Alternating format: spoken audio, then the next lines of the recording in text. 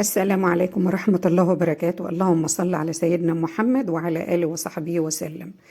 نبدأ الفيديو بتاعنا يا جماعة ونسمي الله ونصلي على الرسول. النهاردة هنعمل سمك فريش لسه جاي صاحي اهوت بيلعب، شايفينه اهو لسه صاح. عايزة اقول لكم على حاجة قبل ما نبدأ الفيديو يا جماعة.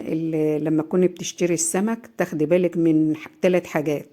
اول حاجة تكون عينيه بتلمع، مش شرط يكون صاحي. تاني حاجة تفتحي الخياشيم بتاعته كده زي ما انا بفتحها كده اهو، تلاقيها لونها وردي، لونها وردي. تالت حاجة تضغطي بصبعك على ظهر السمكة، صبعك ما يعلمش ولا يسيب اثر. 3 حاجات دول تاخدي بالك منهم وانت بتشتري السمك. ايوه، تضغطي كده صبعك ما يسيبش اثر في اللحم بتاع السمكية. نبدأ الفيديو بتاعنا بقى. اللي أول مرة يشوف قناتي يا جماعة ما ينساش يشترك في القناة واللايك والكومنت والكومنتات الجميلة بتاعتكم، والقناة هتكبر بيكم يا أحلى أخوات في الدنيا، وربنا يخليكم ليا يا رب. احنا هناخد بقى السمك علشان ننضفه تحت الحوض بقى كده، ننضفه الأول ونغسله الغسلة التمام، وبعدين نبتدي نشوف هنعمل ايه. انا خدت السمك بتاعي بقى اهوت ورحت على الحوض. طبعا البياضة الكبيرة دي بسم الله ما شاء الله اللهم بارك غلبتني على ما قطعت الزعانف بتاعتها بالمقص. وعايزه اقول لكم اللي عورتني، بس الحمد لله عدت. هنعملها بقى هنعمل البياضه دي لوحدها، وهنعمل ال3 بوريات دولت سنجاري. البياضه دي هناخد بقى الراس، فتحتها بقى الاول، قصيت الزعانف بتاعتها وفتحتها، قلت يمكن لعل وعسى الاقي فيها بطرخيه كده ولا حاجه. طبعا بيبقى العظم بتاعه جامد جدا. بيبقى عايز يعني حرص، وانت بتنضفيه تاخدي بالك بالراحه. الخياشيم دي بتبقى عامله زي السكينه، بتبقى حاميه قوي. ولقيت بقى حته البطروخه الزغنطوطه دي. وبعدين بقى مسكتها بقى قطعتها، خدت الراس والديل عملتهم في صينيه، وقطعت بقى قطعتها بقى شرايح بقى كده الحتت الوسطانيه ديت. بقيت اقسم الحته 2 علشان وهي بتتقلي تبقى تستوي، لان هي بسم الله ما شاء الله اللهم بارك كانت كبيره. البوري بقى هنعمله سنجاري. تعملي السنجاري ازاي؟ تفتحي البوريه من ظهرها. طبعا هتنضفها بقى عادي، بس ما تفتحيش بقى من البطن، لا، تفتحها من الظهر. علشان انت هتعملها سنجاري. تمام كده. انا فتحتها بقى من الظهر اهوت، ومسكته بقى غسلتهم ال3 دولت بسم الله ما شاء الله اللهم صل على النبي. كانوا زي العسل. مسكته بقى غسلت السمك، نضفته كويس قوي، وبعدين رجعت تاني غسلته بدقيق. وتغسلي السمك ده اهم حاجة، مرة واتنين وتلاتة، وتغسلي بدقيق وتحط خل في المية. وبصي بقى، بس اوعي تغسلي السمك او الطيور ببريل ولا بإريال ولا بالحاجات الغريبة اللي بنسمعها دي. هو بصي الدقيق وبس. تمام. انا كده بقى كنت خلصت بقى خلاص، وجهزت الحاجة بتاعتي. انا محتاجة هنا بقى التوابل بتاعتي عبارة عن ملح وفلفل وكمون وكزبرة ناشفة وبهارات سمك. هي دي التوابل بس اللي انا بحطها في السمك. جبت الهون بتاعي بقى جهزته. طبعا علشان انا بحب اعمل في الهون، وانتوا عارفين ان انا بحب ادق الدقة بتاعتي في الهون. طيب عندك بقى عندك ليمون وطماطم وتوم وفلفل اخضر. ده بقى اللي هنحتاجه في التتبيله بتاعت السمك. انا عندي بقى هنا هريسه اهيت، هاخد منها معلقه. انا بعملها وبحطها في باب التلاجة، باخد منها وقت ما عاوز تبقى موجوده تحت ايدي. وقمت واخده منها معلقه بقى، وقلبتها في الدقه بتاعتي بعد ما ضفت بقى التوابل والملح وكل حاجه. تمام. همسك بقى السمك بتاعي بقى كده، اتبله حته حته بالراحه كده بقى. تاخدي من الدقه اللي في الهون دهيت، وتقلبي بقى السمكيه بتاعتك وتغلفيها كده، وتخليها تندمج كده مع الدقه، وتظبطيها بقى التظبيطه التمام. تمام كده. طيب السمك البوري بقى انا مش هتبله، انا تبلت بس البياضه بس هي اللي تبلتها. البوري ليه تتبيله تانية خالص. فانا خلصت ديت بقى، وعصرت لها الليمون بتاعها.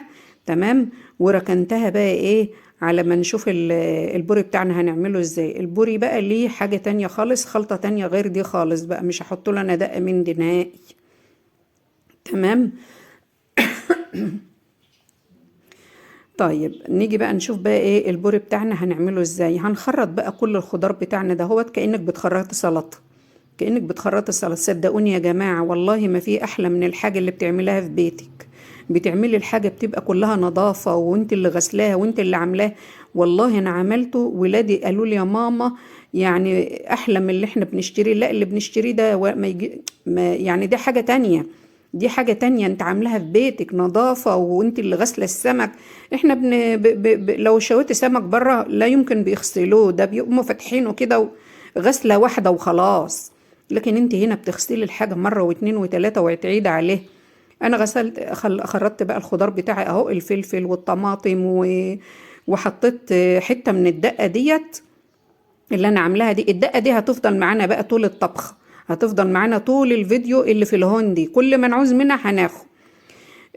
وخرطت بقى عود كزبرة اهو، ده ضروري. بص كأنك بتعملي سلطة بالظبط، كأنك بتعملي سلطة بالظبط. تعصري برضو عليها ليمون وتحطي زيت، وتاخدي من الدقة اللي انت عاملاها دهيت. بس انا ما بحبش اشوح التتبيلة دي يا جماعة. في ناس بتحطها على النار تقولك تشوح ونقوم حاطينها في السمك. لا صدقيني، لو انت عملتها كده ني في ني هتبقى طعمة جدا جدا. اخر حاجة بقى حطيت عليها زيت، وبتبقى باردة بقى كمان، يعني ما بتبقاش حامية. جبت بقى ايه، كام ورقة فويل، 3 بعددهم، كل واحدة هيبقى تحتها ايه فرشتها. تعملي بقى الايه الاول، هحط سقط الزيت على ورقة الفويل علشان السمكة لما تستوي بقى في الزيت كده ايه ما تلزقش. وبعدين تعمليهم مراكب بقى، تعملي بقى ايه مراكب، تحطي بقى الخضار بتاعك. هنقسم بقى ال3 خضار دول. الخضار اللي احنا عملناه سبحان الله جه يا دوب على قد السمكية بالظبط. قبل ما احط لها الخضار رشيت عليها رشة ليمونة كده بسيطة، ورشة ملح بسيطة برضو كده، علشان ايه، علشان السمكية تتبل بالليمون والملح قبل ما احط لها الخلطة بتاعتها الجبارة دي اللي ملهاش اهل يسألوا عنها. تمام. يا دوب بقى يا دوب الخلطة اللي احنا عملناها دي يا دوب كفت ال3 سمكات بالظبط. وتعملي لها بقى المراكب بتاعتها كده، كل سمكية تعملها ايه المركبة بتاعتها. تمام. بس كده. انا لقيت الصينية دي بقى صغيرة، رحت جبت واحدة بقى ايه واسعة شوية علشان تاخدهم ال3. والقشر الليمون بقى اللي احنا عصرينه ده احنا هنحطه على وش مش هنرميه، مفيش حاجة بتترمي. احنا هنحطه بقى ايه على وش السمك كده، بيبقى ايه بيدي شكل جميل وهو في الفرن بعد ما بيستوي. وفي نفس الوقت انت بتستفيدي برضو من القشر ده، يعني بتحطيه على وش السمك بيدي شكل مش اكتر. تمام. طيب انا ركنت الصينيه دي، وايه قبل المغرب بساعه قمت رايحه حطها بقى في الفرن بتاعنا، إيه إيه عشان بقى ايه تستوي براحتها. قلت بقى ايه على ما السمك يتبل ويشبع من التتبيله دي، اهم حاجه ما ينفعش بقى تعملي السمك وتجري تسويه، لا اقل حاجه ساعه 2.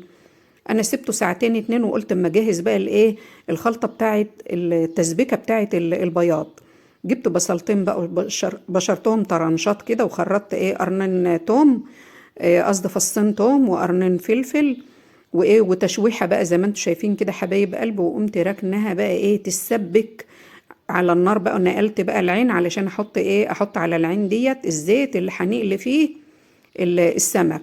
طبعا هي بتاخد ايه غلوتين 3 كده وتقوم طافيه، ما بتستنيش بقى لحد ما تتسبك قوي، لا ده غلوتين 3 وتقوم طافيه اهو زي ما انتم شايفين كده اهو.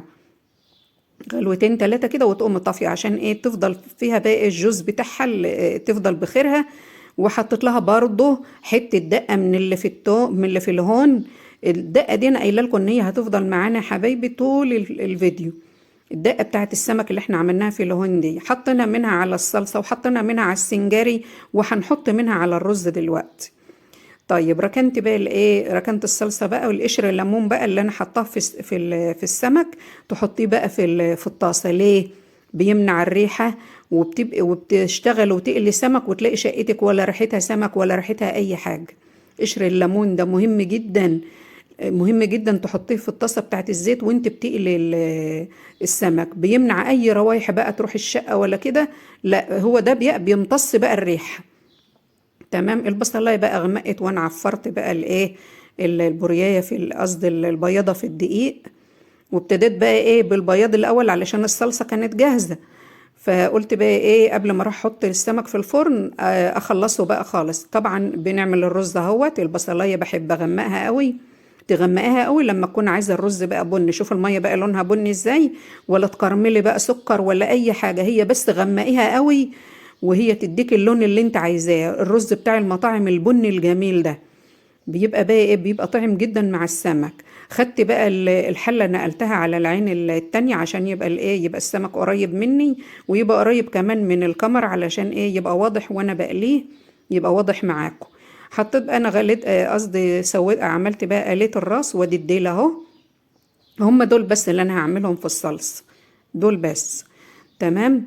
والحتت بقى الوسطانيه، الحتتين الوسطانيين هنقليهم برضو، بس ايه هيفضلوا مقليين، لكن هم دول اللي هيتحطوا دول اهم قليتها هقليهم اهوت.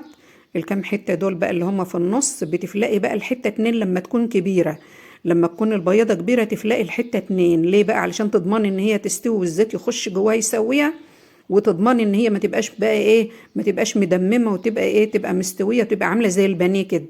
بتبقى عامله زي البانيه، تدي للعيل الحته اللي هي كانها بانيه بالظبط. طيب هنا بقى ايه، رصنا بقى الراس والديل بتوعنا اللي هما في الصينيه، ونزلت عليهم بقى بالصلصه الجميله المتينه ديت، وهدي النار خالص واسيبها بقى مع نفسها كده. سبتها بقى لحد ما المغرب جدا. طبعا هي مش محتاجه يعني، ده هي غلوتين وخلاص وبتقوم طافيه، بس انا هديت لها النار عشان تفضل سخن. طبعا العيد غلي اهوت بتاع الرز، واللون البني الجميل ده هوت اللي احنا بنحبه.